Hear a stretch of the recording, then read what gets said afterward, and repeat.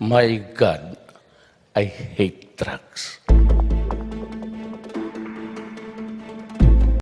Authorities, rescuers, and volunteers in many parts of the Bicol region continue to clear areas devastated by Tropical Depression Usman.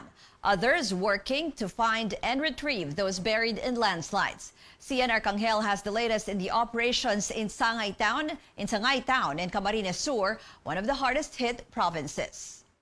Soldiers are helping volunteers and personnel from the Public Works Department dig through the mud in Barangay Patitinan, Sangay Town, to recover 16 bodies from the landslide at the height of Tropical Depression Usman on December 29th. It's been 3 days since the landslide happened, and rescuers have given up hope finding more survivors. With shovels and power tools, they search for bodies in an area where houses once stood, as heavy equipment clear mud from the road. In good weather, vehicles can reach Sitio Garang from Sitio Igot here in Barangay Patitinan in less than 7 minutes. But because there are now huge mounds of soil blocking the highway, rescuers have to use boats in order to reach Sitio Garang. The local Disaster Risk Reduction and Management Office estimates that around 7 hectares of soil came rushing down from the mountain towards the houses in Barangay Patitinan on the night the landslide occurred.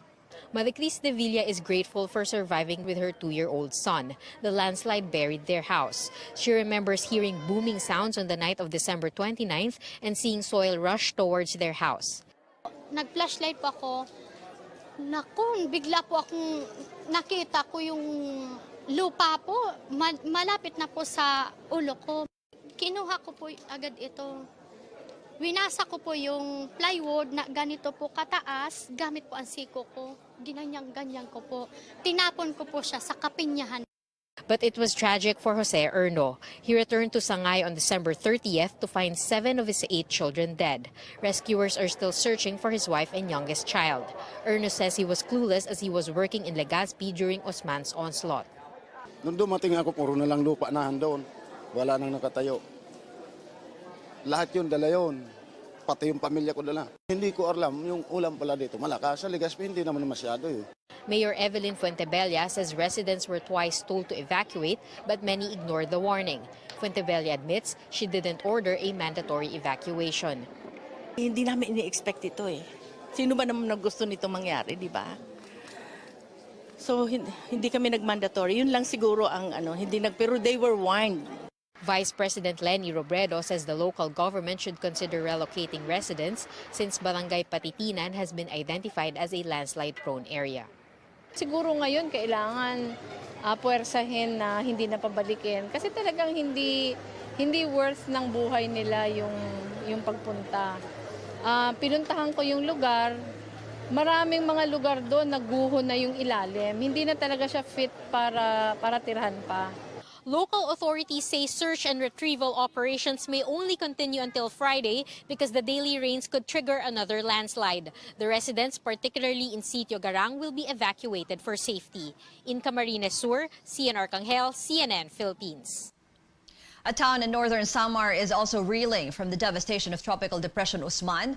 Residents of Lope de Vega are asking for help after the entire town was hit by massive flooding during the onslaught of Usman last week. At least 1,000 houses were damaged. Local officials say they need food and water, hygiene kits, used clothing, and housing materials. The town is also hardly reachable from Catarman, the capital town of northern Samar, due to major road damage along the national highway. Power and communication have not been restored. In Basay, Samar, the town's Mamanwa tribesmen seek assistance from a tourism group after some of them were left without food after the severe weather. They were forced to flee to safer ground at the height of Usman. The tribe's community is located in a low-lying area near a river. The Eastern Visayas Tourism Association responded to the call and distributed relief items to the tribe. Still in Samar, more than 70 houses were burned when a fire hit a residential area in Catbalogan City past midnight today. Some commercial buildings were also destroyed in the fire that lasted for 2 hours. Law enforcers investigating a group linked to the Islamic State in connection with a blast that killed 2 people in Cotabato City on New Year's Eve. Meantime, the Moro Islamic Liberation Front offers its help in tracking down the perpetrators. David Santos tells us more. In its latest travel advisory, the United Kingdom urges its citizens to avoid traveling to most parts of Mindanao. The advisory covers western and central Mindanao as well as the Sulu archipelago. Unless important travels to other parts of Mindanao, including Davao region, is also discouraged. Defense Secretary Delfin Lorenzana downplays the advisory, saying it is routinary. He also adds there are no indications of more bombing attacks in Mindanao. The UK travel advisory comes after a bomb went off outside a shopping mall in Cotabato City on New Year's Eve. 2 people, including a driver for the Bangsamoro Transition Commission, were killed, while more than 30 others were injured. As a matter of procedure, experts tried to reconstruct the bomb to determine its signature. The IED bore the signature of the Dawla Islamiyah, Turaipi group, particularly of that of Salahuddin Hassan. But lately we have some holdings which we are thoroughly validating, and we cannot divulge right now until such time that we are able to confirm such information.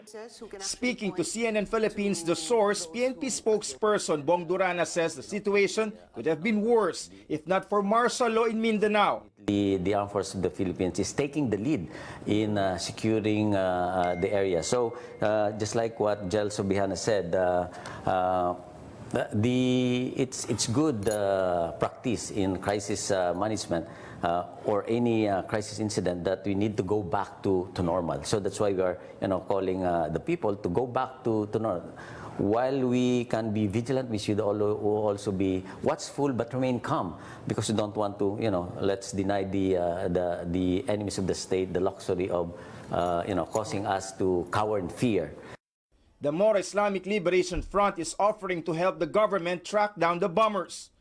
The MILF is currently busy campaigning for the ratification of the Bangsamoro Organic Law, with the plebiscite scheduled on January 21st. The group has warned against what it calls peace spoilers, hinting the blast could be meant to derail the plebiscite. Pwedeng meron kinalaman, pwede rin hindi. Kasi nature ng mga terrorists para lang maghasik ng kaguluhan o di kaya mga pananakot lang at saka hanggang mamatay ang tao.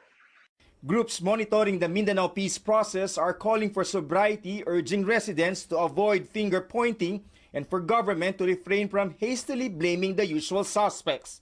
David Santos, CNN Philippines. What do you think about our top stories tonight? Send us a message at CNN Philippines. We're also live on Facebook. We'll read your comments at the end of the show. Here are today's global headlines. Several people were killed today in a train accident in Denmark. A spokesperson for the Danish police told CNN the accident happened on the Great Belt Bridge. It involved a commuter train and a freight train.